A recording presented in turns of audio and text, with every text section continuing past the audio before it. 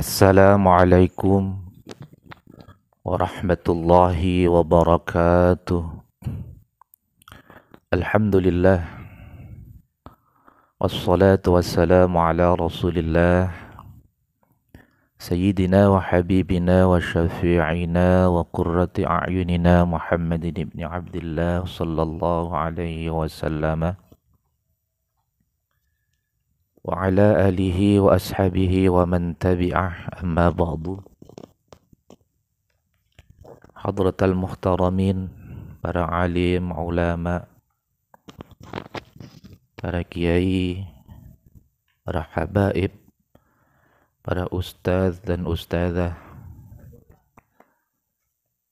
para penebar kebaikan di bumi Allah rahimakumullah.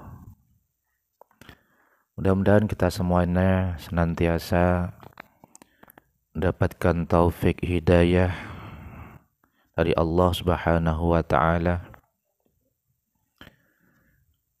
mendapatkan rizki yang melimpah, mendapatkan keberkahan umur kita semuanya untuk beramal, menjalankan kebaikan di jalan Allah Subhanahu wa taala. Amin ya rabbal alamin. Mudah-mudahan anak-anak kita menjadi keturunan yang salih salihah, bisa mendoakan kita semuanya kelak ketika kita sudah wafat, dan mudah-mudahan kita semuanya menjadi ahlil jannah. Amin ya rabbal alamin. Hadirin rahimakumullah.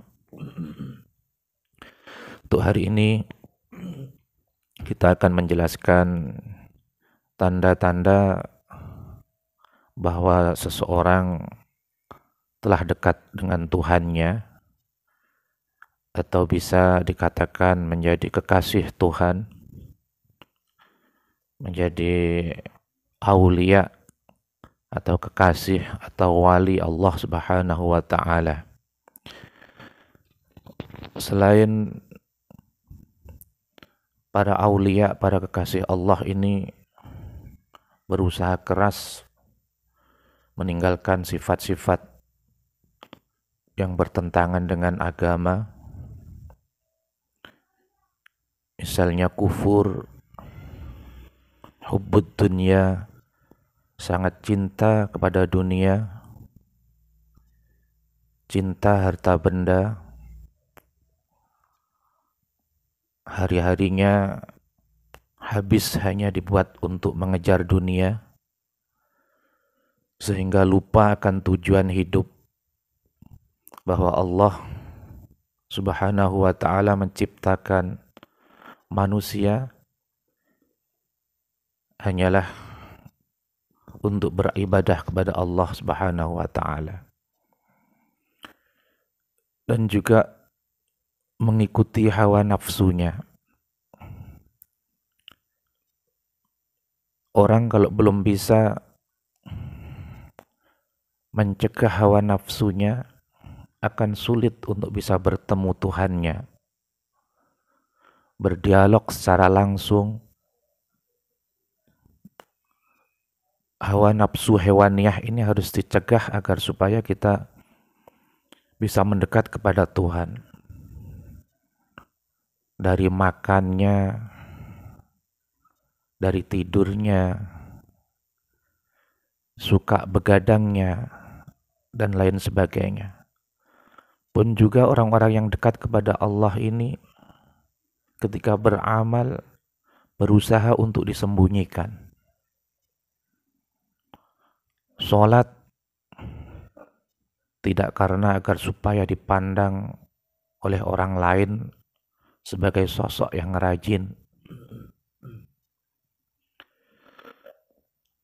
Dan orang-orang yang dekat kepada Allah ini tidak mempunyai panjang angan-angan. Yang dikerjakan hanyalah ibadah kepada Allah Subhanahu wa ta'ala. Hadirin wal hadirat rahimakumullah. Selain itu semuanya, orang-orang yang dekat kepada Allah, tanda-tandanya menjauhi hal-hal yang bertentangan dengan ajaran agama. Orang-orang yang dekat Allah ini juga mempunyai sifat tawajjuh. Sifat tawajjuh selalu menghadap atau mengarahkan atau memperuntukkan menghadap diri dan membulatkan hati hanya kepada Tuhan. Seluruh jiwa, raga, pikiran, aktivitas seseorang yang dekat kepada Tuhan, yang sedang bertawajuh, berusaha hanya tertuju kepada Tuhan semata. Sebagai konsekuensi dari pengakuan imannya atau syahadatnya. Jadi orang yang dekat kepada Tuhan itu tidak cukup hanya bersyahadat dan mengaku iman. Akan tetapi mengaplikasikan keimanannya, syahadatnya, semua aktivitasnya hanya tertuju kepada Tuhan. Hadirin wal hadirat rahimakumullah.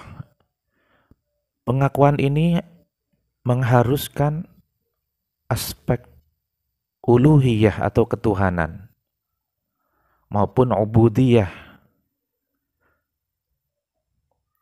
hanya tertuju kepada Allah Subhanahu wa taala. Dalam setiap kali sholat ia berikrar, sesungguhnya sholatku, ibadahku, hidupku, matiku hanyalah untuk Tuhan semata. Tawajjuh, salah satu sifat orang yang dekat dengan Tuhan ini menghendaki sikap ikhlas dalam setiap pengabdian. Jadi setiap ibadah, setiap aktivitas yang dilakukan oleh orang-orang yang dekat kepada Tuhan ini didasarkan, dilandasi dengan keikhlasan. Apapun yang dikerjakan berdasarkan dengan ikhlas. Bertetangga, berteman, bekerja, menolong sesama, itu didasari dengan ikhlas. Hanya semata-mata karena Allah. Sholatnya tidak hanya karena menjalankan kewajiban, akan tetapi menjalankannya dengan ikhlas. Bahwa sholat itu adalah kebutuhan kita. Itulah tanda-tanda orang yang sangat dekat kepada Tuhan, mempunyai sifat tawajjuh. Dalam sebuah hadis yang diriwayatkan oleh Imam Muslim, diceritakan bahwa seorang laki-laki yang kemudian ternyata malaikat Jibril menanyakan tentang arti ihsan. Rasulullah Shallallahu Alaihi Wasallam menjawab, ihsan itu ialah engkau menyembah Allah seakan-akan engkau melihatnya. Tetapi jika engkau tidak mampu melihat, maka yakinlah bahwa Allah selalu melihat engkau. Hadirin wal hadirat rahimakumullah. Itulah tanda-tanda orang yang dekat kepada Allah. Tawajjuh. Semua aktivitasnya, semua amal perbuatannya, semua ibadahnya hanya dikerjakan karena Allah Subhanahu wa taala. Dan Rasulullah Sallallahu Alaihi Wasallam ketika ditanya tentang ihsan, beliau menjawab, ketika engkau sedang menyembah Allah, seakan-akan engkau melihatnya. Jadi Allah berada di depan kita. Ketika kita membantu saudara kita seolah-olah dipantau, Allah berada di depan kita. Bertetangga, bersahabat, bekerja dimanapun, dalam hati kita meyakini bahwa Allah berada di depan kita. Kita melihat Allah, apapun aktivitas yang kita kerjakan, Allah melihatnya. Kalau tidak mampu engkau merasa melihat Allah, maka yakinlah bahwa Allah melihat kita. Hadirin wal hadirat rahimakumullah, bahwa Allah selalu melihat kita. Imam Nawawi ketika menjelaskan arti hadis ini mengatakan hendaklah manusia selalu merasa diawasi oleh Allah dan berlaku ikhlas dalam segala pengabdian. Hadirin wal hadirat rahimakumullah, itulah sifat-sifat orang yang dekat kepada Allah, tawajjuh dan berusaha ikhlas atas apapun yang dikerjakan. Meyakini bahwa itu semua adalah sudah ditentukan oleh Allah, dan ketika kita menjalankannya, hati kita merasa bahwa Allah melihat kita. Hadirin wal hadirat rahimakumullah, sesungguhnya tak diragukan lagi bahwa manusia tidak dapat memasuki pintu Allah atau berjalan di jalan yang menuju kepadanya kecuali dengan mengikhlaskan pengabdiannya semata-mata hanya untuk Allah semata, yang tiada sekutu baginya.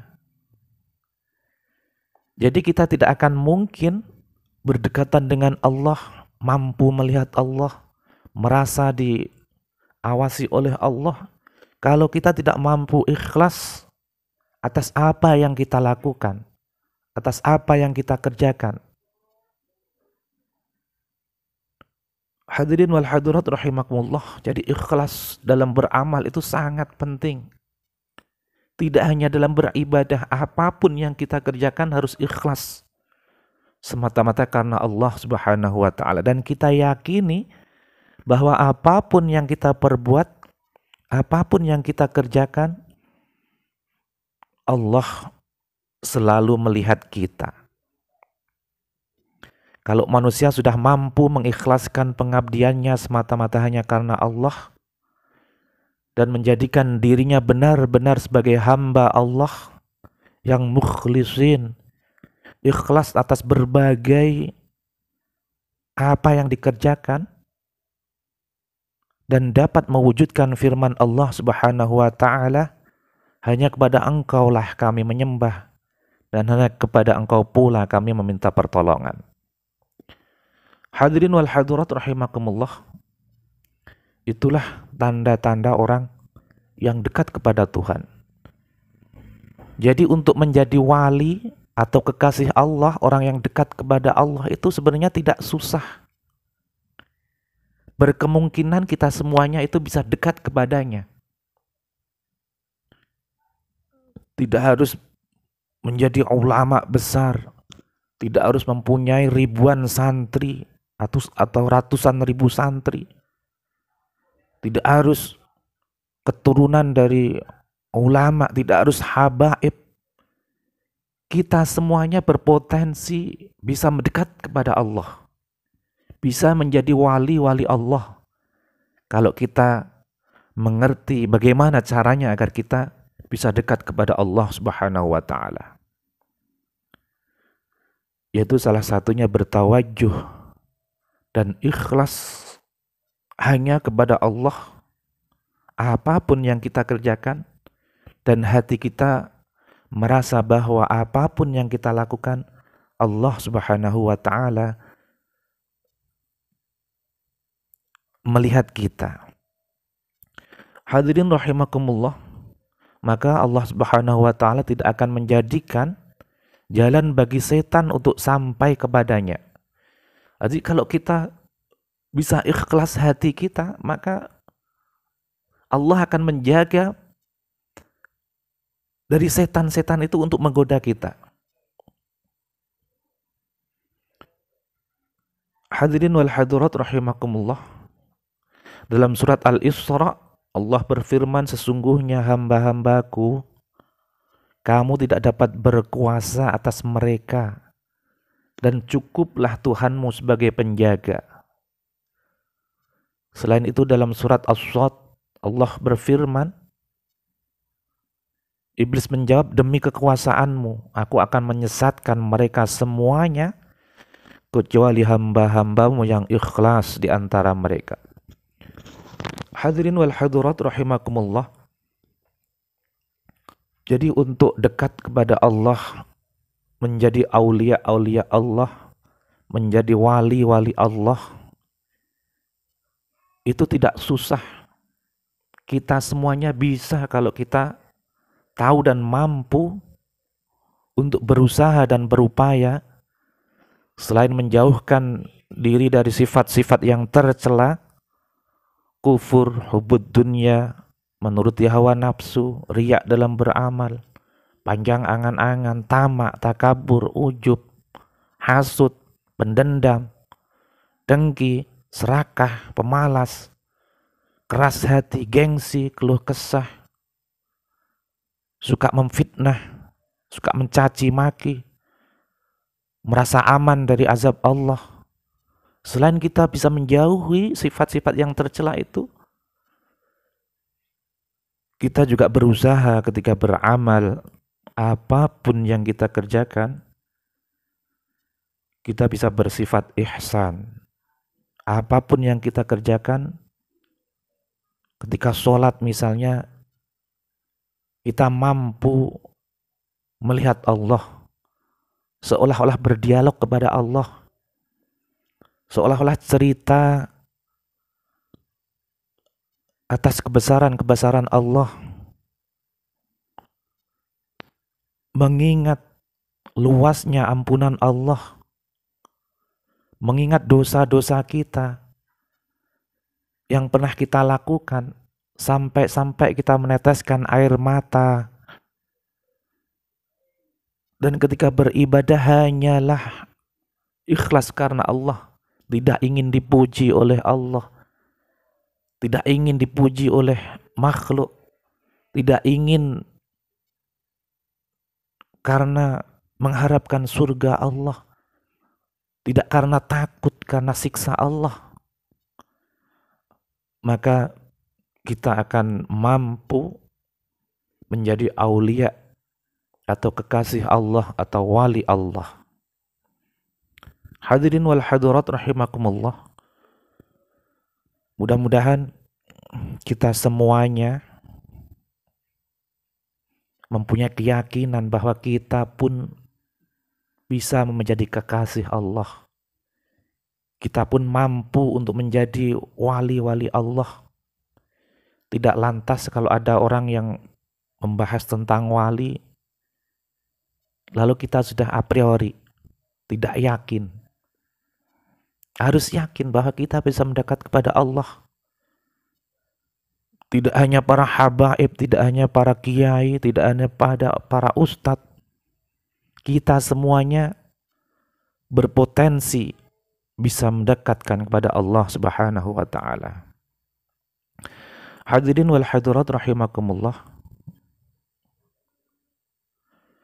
Maka Allah Subhanahu wa taala akan memberikan anugerah ilmu ma'rifat.